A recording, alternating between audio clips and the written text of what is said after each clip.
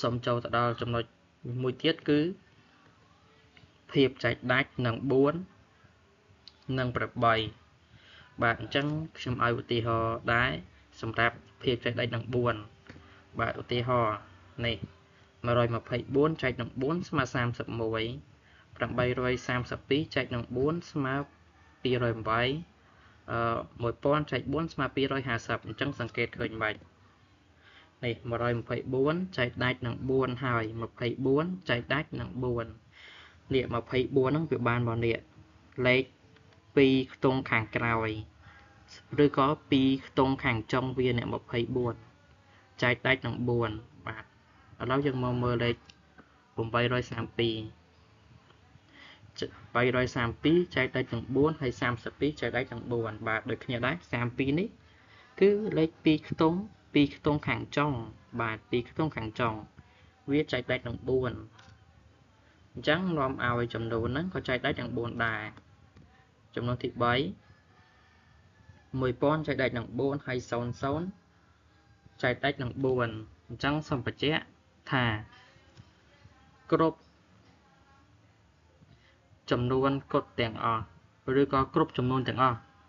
ឲ្យតែយើងយក0ចូលទៅចែកនឹងប្រមាណក៏នៅតែស្មើ0ដែរគឺមានន័យថាវាចែកដាច់បាទ0ចែកប្រមាណក៏ស្មើ0ដែរអញ្ចឹងមានន័យថា0ហ្នឹងចែកដាច់គ្រប់ចំនួនទាំងអស់បាទអញ្ចឹងយើងសង្កេតមើលឧទាហរណ៍ទី1រួចហើយបាទនេះ1000ចែកដាច់នឹង4ហើយ00ចែកដាច់នឹង4បាទអញ្ចឹងយើងត្រូវចាំថាប៉ុណ្ណឹងឲ្យតែយកលេខ0ទៅចែកនឹងប្រមាណក៏វាស្មើ0ហើយមានន័យថាក៏វាចែកដាច់ដែរបាទឥឡូវយើងមើលឧទាហរណ៍មួយទៀតគឺឧទាហរណ៍ទី2ឧទាហរណ៍ទី2 3128ចែក8ស្មើ391 5048ចែក8ស្មើ631 7120ចែកនឹង8ស្មើ890បាទឥឡូវយើងសង្កេតដែរយើងសង្កេតតាចំនួនទី1 3128ចែកដាច់នឹង8ហើយ128ចែកដាច់នឹង8បាទ128នេះគឺយើងបានមកពីនេះ3លេខ3ខ្ទង់ខាងចុងឬ3ខ្ទង់ខាងក្រោយ128បាទវាចែកដាច់នឹង8ពិតមែនអត់ចង់ដឹងថាពិតឬមិនពិតយើងចែកយក128ចែកនឹង8វាដាច់អត់បាទនេះចឹងដែរ5048ចែកដាច់នឹង8ហើយនេះ048នេះចឹងបានមក3ខ្ទង់ខាងចុងដែរមក048ចែកដាច់នឹង8បាទ048ចែកដាច់នឹង8ចំនួនទី3 7120ចែកដាច់នឹង8ហើយ120ក៏ចែកដាច់នឹង8ដែរនេះ120នេះគឺយើងបានមកពីលេខ3ខ្ទង់ខាងចុងនេះបាទសាកយក120ចែកនឹង8មើលបានប៉ុន្មានហើយវាដាច់ឬអត់បាទអញ្ចឹងបន្ទាប់ពីយើងសង្កេតមើលទាំងឧទាហរណ៍ទី1ទាំងឧទាហរណ៍ទី2រួចហើយយើងនឹងទាញលក្ខណៈទូទៅដែរបាទជាទូទៅមួយចំនួនចែកដាច់នឹង4កាលណាវាមានលេខខាងចុង2ខ្ទង់ចែកដាច់នឹង4បាទកាលណាវាមានលេខខាងចុង2ខ្ទង់ចែកដាច់នឹង4អញ្ចឹងយើង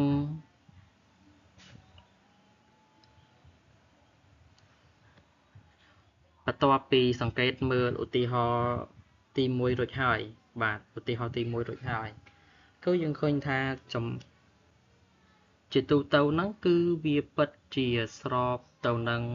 អ្វីដែលយើងសង្កេតឃើញបាទឥឡូវខ្ញុំបង្ហាញឧទាហរណ៍ទី4នៅបាញ់មិញហ្នឹង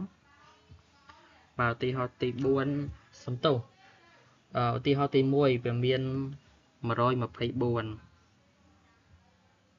124បាទ124ចែកនឹង4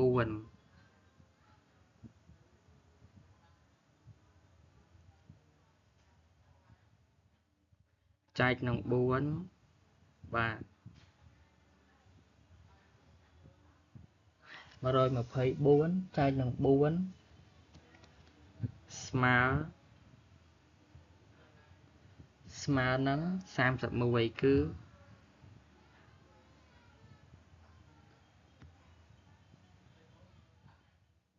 បាទស្មើនឹង31អញ្ចឹងយើងកលេចមើលនេះមួយចំនួនចែកដាច់នឹង4កាលណាវាមានលេខខាងចុង2ខ្ទង់ចែកដាច់នឹង4ឥឡូវយើងមើលនេះ124ចែកដាច់នឹង4ស្មើ31អញ្ចឹង124វាមានលេខខាងចុង2ខ្ទង់គឺលេខ24ចែកនឹង4បាន6អញ្ចឹងមានន័យថាវាចែកដាច់នឹង4បាទចែកដាច់នឹង4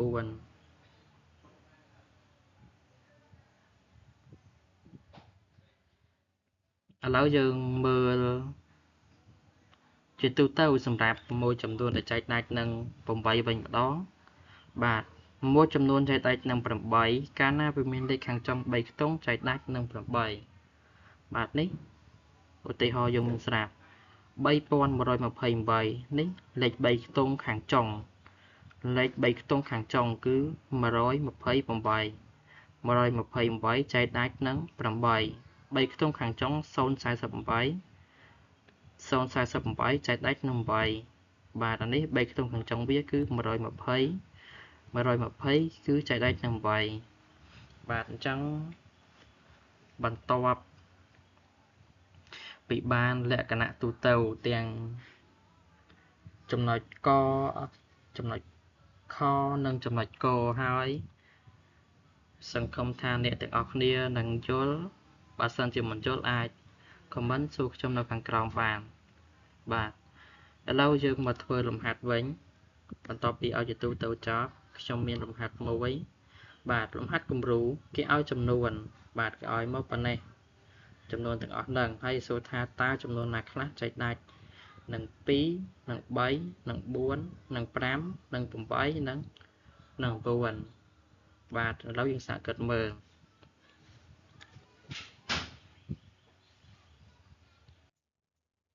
បាទអញ្ចឹងសម្រាប់ចម្លើយយើងតើវងយើងមកមើលចំនួនដែលចែកដាច់នឹង2សិន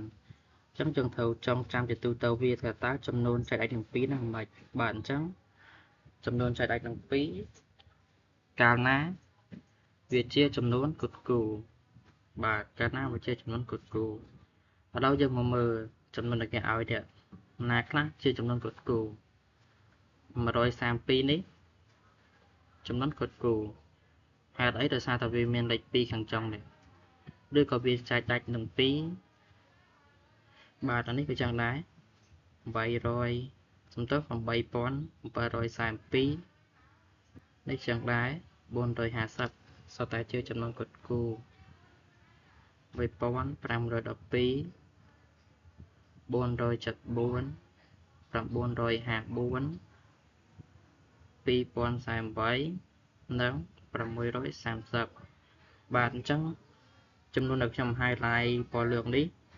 គឺសុទ្ធតែជាចំនួនដែលជាចំនួនគត់គូតើកាលណាវាជាចំនួនគត់គូហើយវាបច្ច័យដាច់នឹង2ដែរបាទឥឡូវយើងមើលចម្លើយ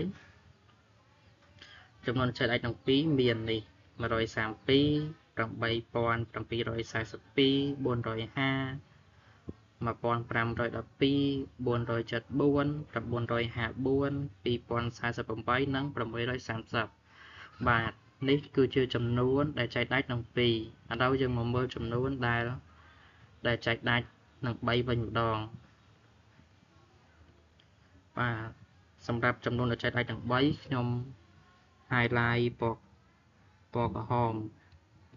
បាទអញ្ចឹងយើងមើលជាទូទៅបើចំនួនដែលចែកដាច់នឹង3កាលណាវាមានលេខ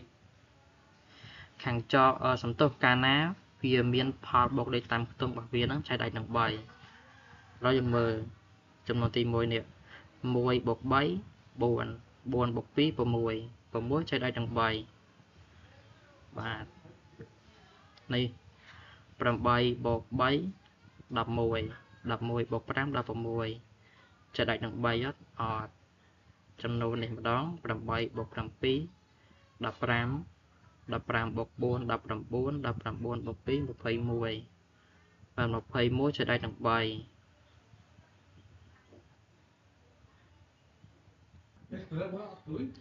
បាទអញ្ចឹងយើងមើលចំនួននេះវិញម្ដង 4 បូក 5 9 9 បូក 0 នៅតែ 9 9 ចែកដៃនឹង 3 អត់ ចែកដាច់ បាទនេះ 5 បូក 5 10 10 បូក 5 15 15 ចែក 3 ដាច់ បាទ 15 ចែក 3 ដាច់ អញ្ចឹងយើង highlight មួយទៀត ចំនួននេះវិញ 1 បូក 5 6 6 បូក 1 7 7 បូក 2 9 9 ចែកដាច់នឹង 3 តែកាលណាចែកដាច់នឹង 3 គឺវាចែកដាច់នឹង 3 ហើយ ចំនួននេះមួយទៀត 8 បូក 0 8 8 បូក 1 9 9 បូក 3 12 12 ចែកដាច់នឹង 3 ដែរ បាទ 4 បូក 7 11 11 បូក 4 15 ចែកដាច់នឹង 3 9 បូក 5 14 14 បូក 4 18 ចែកដាច់នឹង 3 2 បូក 0 2 2 បូក 4 6 6 បូក 8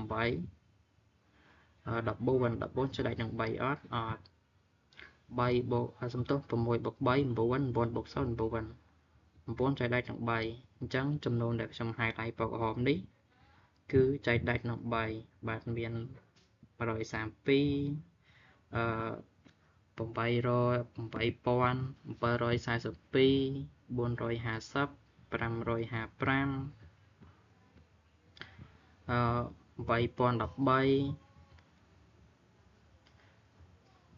8013 474 954 និង 630 បាទ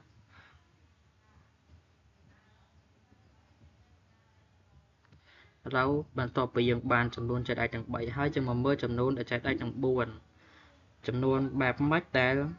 ដែលចែកដាច់ទាំង 4 អញ្ចឹងយើងត្រូវចាំចំនួនដែលចែកដាច់ទាំង 4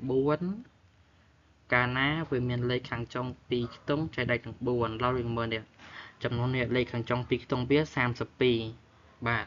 អញ្ចឹង32ចែកដាច់ទាំង 4 អត់ចែកដាច់យើង highlight មួយចំណាំនេះចឹងដែរចំនួនលេខ2ខ្ទង់ខាងចុងវា35ចែកដាច់ទាំង 4 អត់អត់នេះ2ខ្ទង់ខាងចុងវាគឺ42 42ចែកដាច់ទាំង 4 សំទោស42ចែកអត់ដាច់ទាំង 4 ទេសំទោស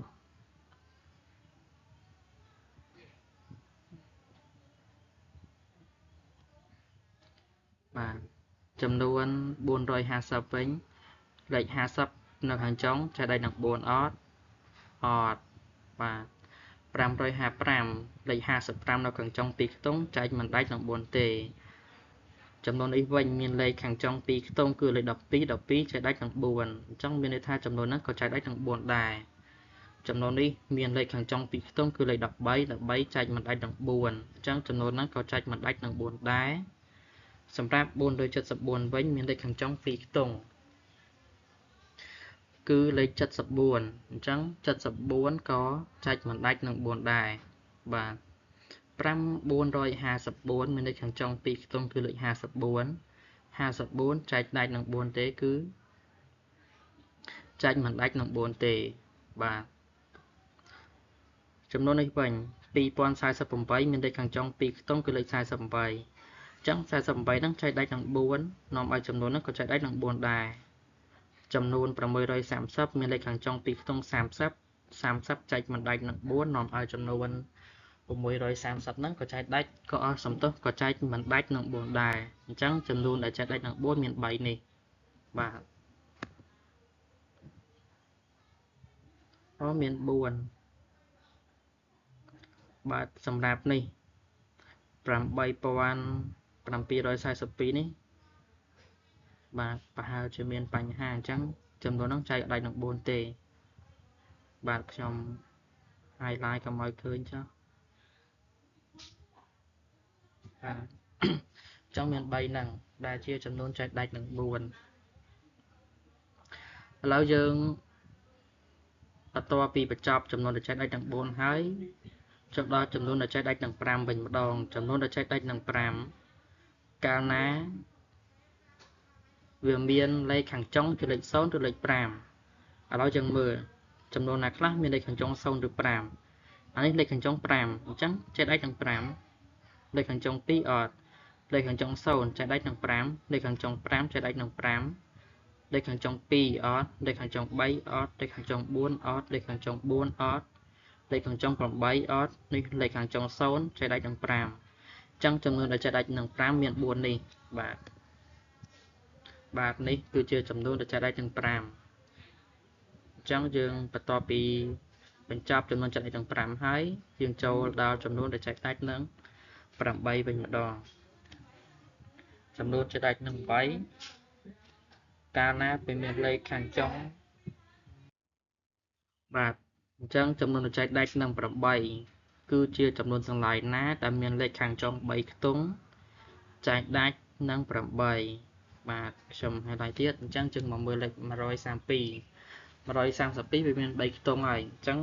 ចង់ដឹងថាវាចែកដាច់នឹង8អត់គ្រាន់តែយើងយក132ហ្នឹងចែកនឹង8មកបាទ132ចែកមិនដាច់នឹង8ទេ335សំទោស835ក៏ចែកមិនដាច់នឹង8ដែរដល់ចំនួននេះលេខខាងចុង3ខ្ទង់វាគឺ742បាទលេខខាងចុង3ខ្ទង់742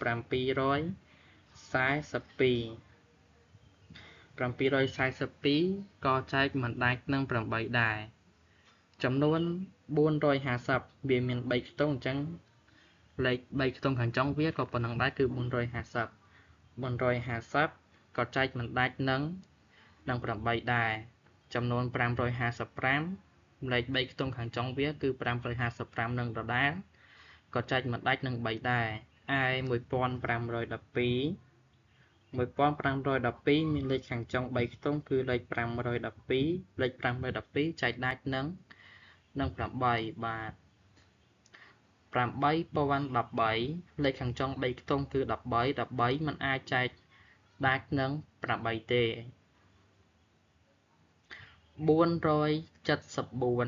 លេខខាងចុង3ខ្ទង់គឺវាគឺនៅលេខ474នឹងដដែល474ក៏ចែកមិនដាច់នឹង8ដែរឯលេខ954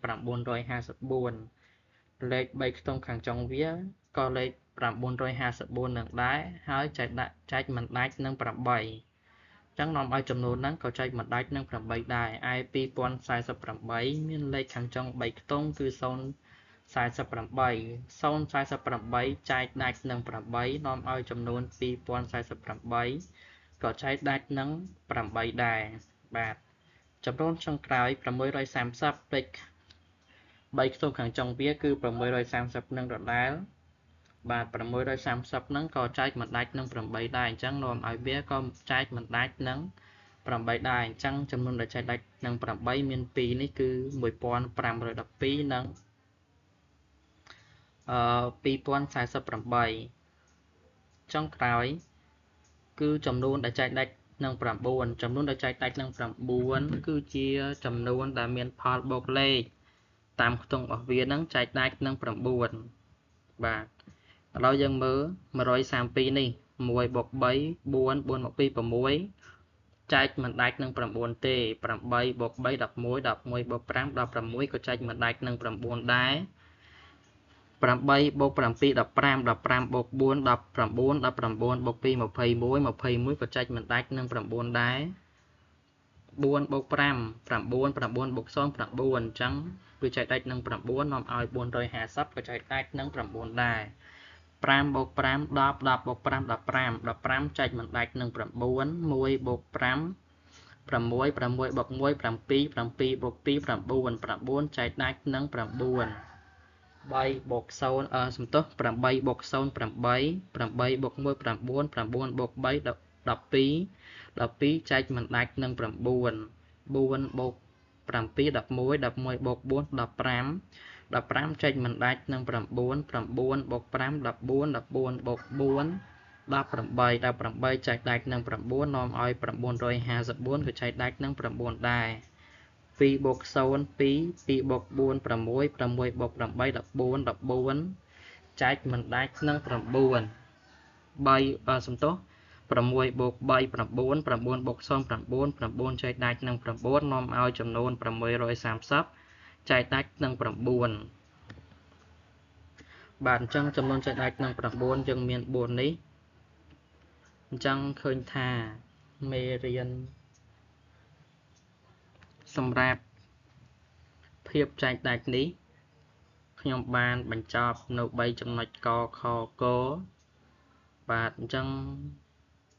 ដល់ពេលវេលាបញ្ចប់ខ្ញុំបាទក៏សូមខន្តីអភ័យទោសចំពោះកំហុសខុសឆ្គងដោយប្រការណាមួយនៅលើពាក្យសម្ដីបាទនៅលើបញ្ហាបច្ចេកទេសក្តីក៏សូមឲ្យលោកគ្រូអ្នកគ្រូនិងមិត្តអ្នកសិក្សាសិស្សានុសិស្សទាំងអស់មេត្តាអភ័យទោសចំពោះកំហុសដែលខ្ញុំបាទធ្វើឲ្យព្រាំងផ្លាត់ដោយអចេតនាហើយខ្ញុំបាទក៏សូមទទួលយកនៅការរិះគន់បែបស្ថាបនាពីលោកគ្រូអ្នកគ្រូពីមិត្តអ្នកសិក្សានិងសិស្សានុសិស្សទាំងអស់ដោយគោរពបាទអញ្ចឹងខ្ញុំបាទក៏សូមបញ្ចប់មេរៀននេះត្រឹមនេះសូមអរគុណសូមជម្រាបលា